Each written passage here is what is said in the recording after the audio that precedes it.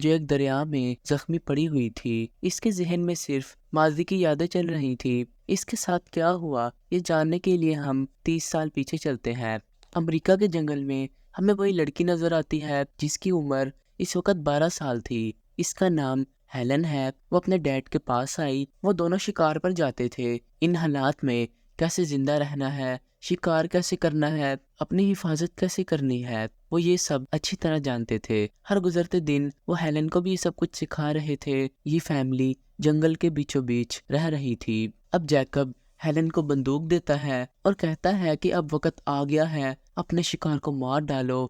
Helen سانس روک کر گولی کو چلا دیتی ہے، لیکن ہرن وہاں سے بھاگ گئی۔ جیکب نے غصے میں اس سے پوچھا، اتنے وقت میں کیا سیکھا تم نے؟ اسے ہمارے بارے میں کیسے پتا چلا؟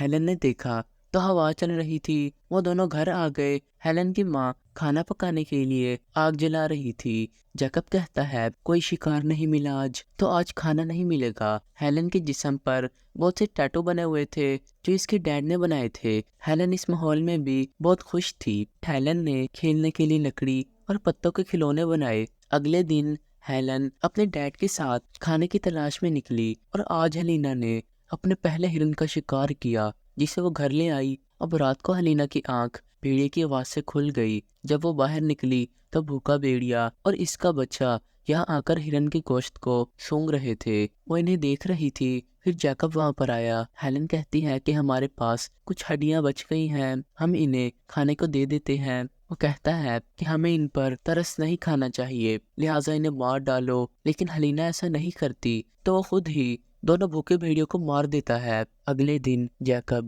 اکیلے ہی شکار کرنے گیا۔ جیکب نے ہلینا کا نام لٹل شیڈو رکھا تھا۔ تو اب اس کی موم اور وہ گھر میں اکیلے تھے۔ ایک آدمی یہاں پر ایک چھوٹی کار میں آیا۔ دراصل وہ جنگل میں کھو گیا ہے۔ پھر پریشان ہیلن کی موم باہر آئی۔ وہ اس آدمی سے کہتی ہے ہماری مدد کرو۔ آدمی کہتا ہے کہ میں کیسے نکالوں، میں خود یہاں پر کھو گیا ہوں۔ ایک گولی چلی جو سیدھی آ کر آدمی کو لگی اور وہ وہیں پر مر گیا۔ یہ گولی جیکب نے چلائی تھی جو وہاں پر آ رہا تھا۔ تو ہلینا کی موم جلدی سے گاڑی میں بیٹھی۔ وہ کہتی ہے کہ میں اپنے ڈیڈ کو چھوڑ کر کیسے جاؤں، اسی لیے اس کی موم نے اسے زبردستی پتھر مارا اور اسے بے ہوش کر دیا، اور اس نے کامیابی کے ساتھ اسے کار میں بٹھایا اور وہاں سے نکل گئی۔ رات کو جب ہیلن کو ہوش آیا، اس نے خود کو ایک ہاسپٹل میں پایا کیونکہ وہ پہلی بار یہ سب کچھ دیکھ رہی تھی۔ پھر اس کے سامنے شیرف آیا۔ اس نے کہا فکر نہ کرو۔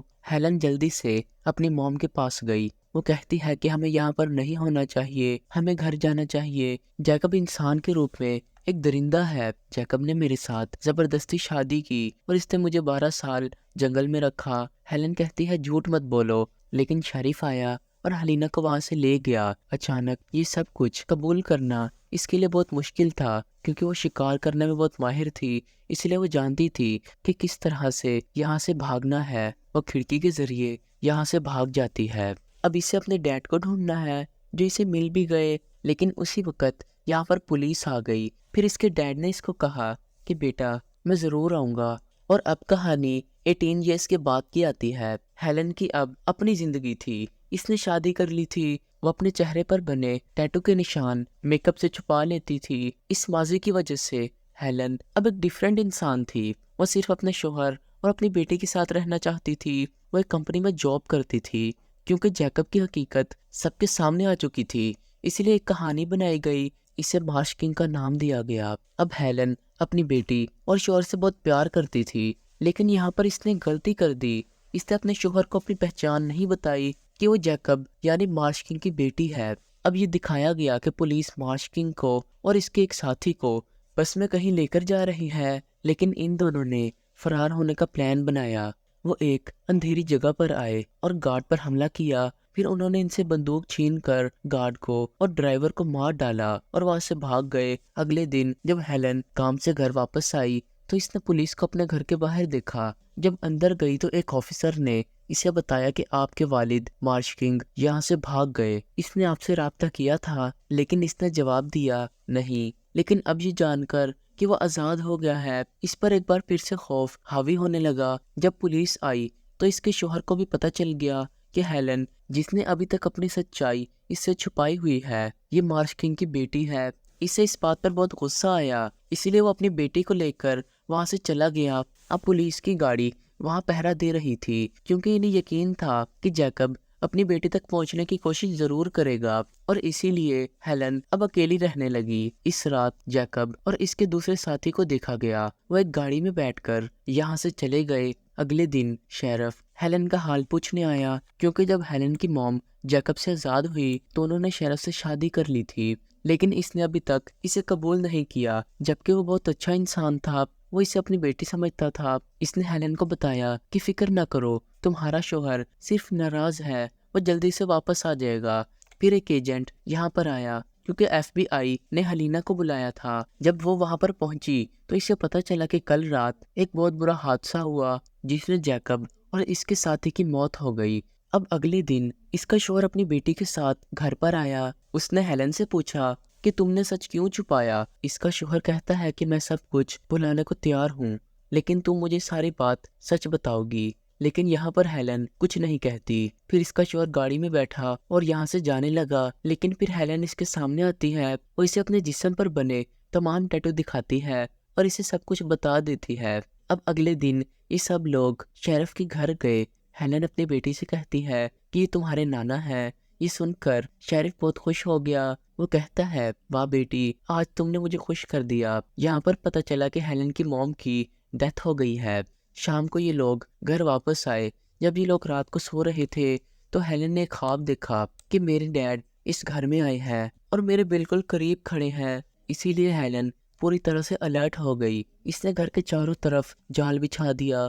رات کو گھنٹی کی آواز سن کر ہیلن اٹھی اور چیک کرنے کے لیے باہر گئی۔ اس نے دیکھا کہ ایک خرگوش جال میں پھنسا ہوا ہے، لیکن وہ پہلے ہی مر چکا تھا۔ یہ دیکھ کر وہ بہت ڈر گئی۔ وہ ڈرتے ڈرتے گھر میں آئی۔ ہیلن لکڑی کے کھلونے دیکھتی ہے۔ اسے یاد آیا کہ یہ میرے بچپن کے کھلونے ہیں۔ وہ سمجھ جاتی ہے کہ جیکب میرے لیے نشانی چھوڑ کر گیا ہے، وہ لاش کسی اور کی تھی۔ اب ہیلن کہتی ہے کہ ڈرنے سے اچھا خوف کا سامنا کرنا بہتر ہوگا۔ اپنی فیملی کی حفاظت کے لیے اپنے ڈیڈ کے پاس آ گئی۔ وہ اسی جگہ پر جانے لگی جہاں اس نے اپنا بچپن گزارا تھا، جہاں وہ اپنے والد جیکب سے ملی۔